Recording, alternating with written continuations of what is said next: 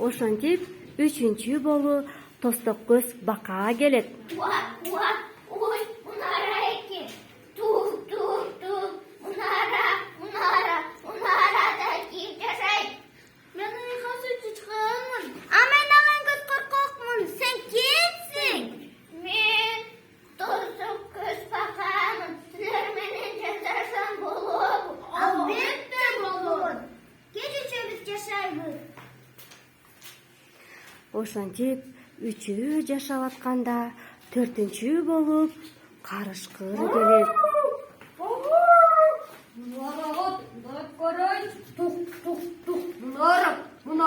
Мунарада ким жашайт? Мен ыйкасы чычканмын. А мен алан көз коркок коёмун. А мен Тосток көз бакамын. А сен кимсиң? Мен Карышкырмын.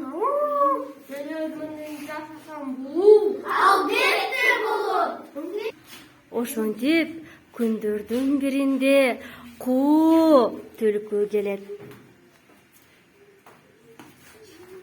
Ой, Мунара, чачадым. Мунараны тыкылдатып көрөйүнчү. Тук. Мунарада ким жашайт? Сураныч, жооп берип койгулачы. Мен ыйкасы чычканмын. А мен алан көз коркок коёмун. А мен Тосток көз бакамын. А мен Карышкырмын. А сен кимсиң? Мен киммин? Мен деген кутта көмүн. Силер менен жашасам болобу? Албетте болот. Ой, рахмат. Ошентип 5-өө ынтымактуу жашап калгандан кийин аю келет. Тук.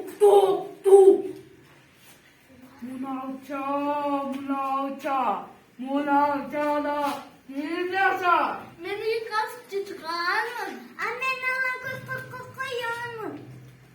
А мен деген кут түлкүмүн. Мен Карышкырмын. А сен кимсиң?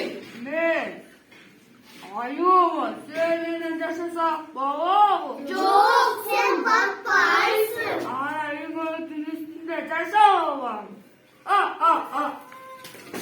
Анан антип аю үйүнүн үстүнө жашап калгандан кийин бузулат да жаныбарлар туш жака чачырап кетет.